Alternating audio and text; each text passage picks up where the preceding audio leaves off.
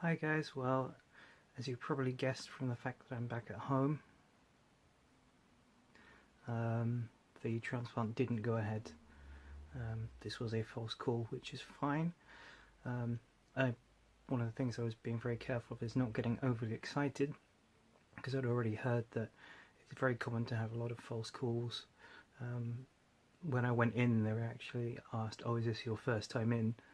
So it's clearly something they're used to. They're more used to seeing people on their third, fourth and fifth calls than on their first call.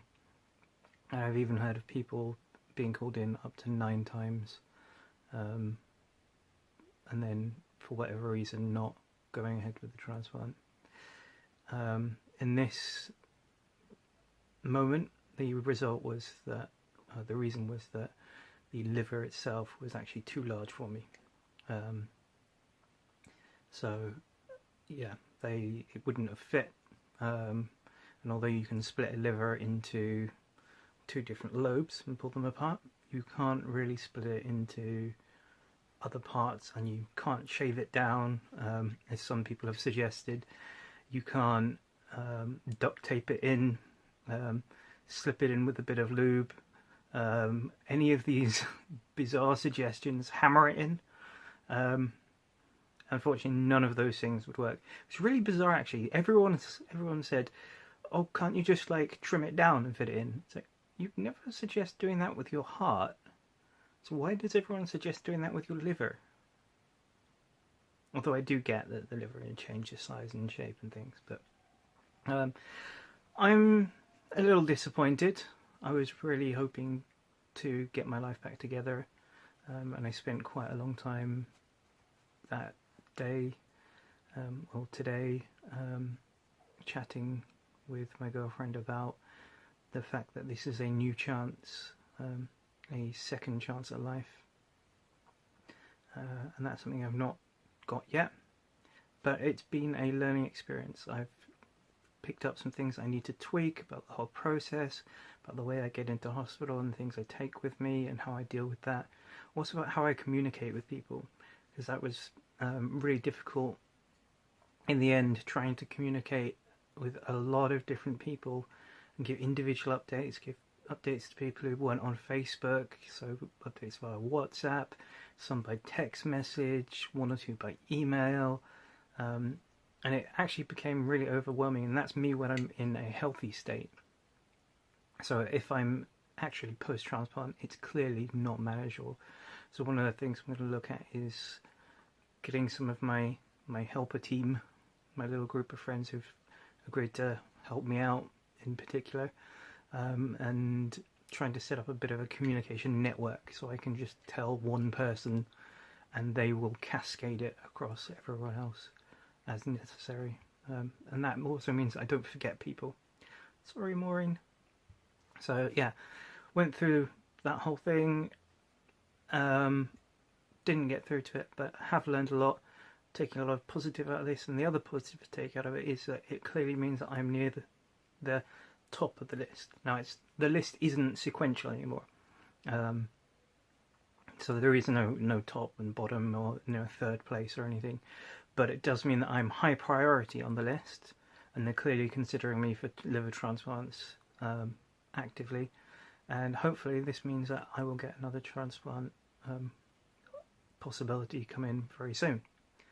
No, I don't know when that could be. That could literally, my phone could go off right now and I could be called back into the hospital. I really hope not, because I need some sleep. On the other hand, it could be 2 months or even 2 years from now. There's literally no way to tell. It would be very unlikely to be as much as 2 years away. I'm actually expecting probably within the next few weeks, I would guess, considering how fast this one came in and the fact that my blood type is quite common. Common as muck. What I do want to say as well is emotional moment coming up. Just a huge thank you to the amount of love and support that you guys have all sent, I can't say how much it means to me. It's just overwhelming, and I'm somebody who finds it very difficult to accept that I have worth and value. I give love boundlessly out to everyone else, but I find it impossible to give any to myself. So to be receiving this amount of love and support from people is really quite amazing and confusing in a weird way, because there's part of my head that goes, I don't deserve this. But it really does mean a lot, knowing that you're all thinking about me, knowing that you're sending me this support. And when I do go through the transplant, I know I'm going to be looking at every one of those messages and really taking your support and your kindness to heart as I go through that process of recovery. So thank you so much. I'm sorry that I know it's been disappointing for everyone that I haven't gone through this process. And in a very strange and weird way, I feel like I've let people down. I know that's what sounds weird, but it feels like, you know, I've disappointed people because I've not gone through the transplant after people have given me all this love and encouragement and support. Obviously, I know I'm the only person who thinks that, because I'm the only person that's daft enough to come up with something like that in the first place. But I just want you guys to know that it means the world to me, and I can't thank you enough. So I'm going to stop repeating the same thing. I love you all so much, and it means the world to me. So I am going to get some sleep. Hopefully wake up alive tomorrow, by which I mean full of energy. I should carefully qualify that, because I occasionally make jokes and my friends turn around and go, okay dude, that's not cool. So yeah, so hopefully I'll wake up full of energy tomorrow, and I'm going to be thinking about what my next vlogs need to be about. But I needed to post this tonight to give you an update on exactly what was going on and what the current situation is. So I will speak to you all soon. Love you all loads. Just the support still blowing my mind.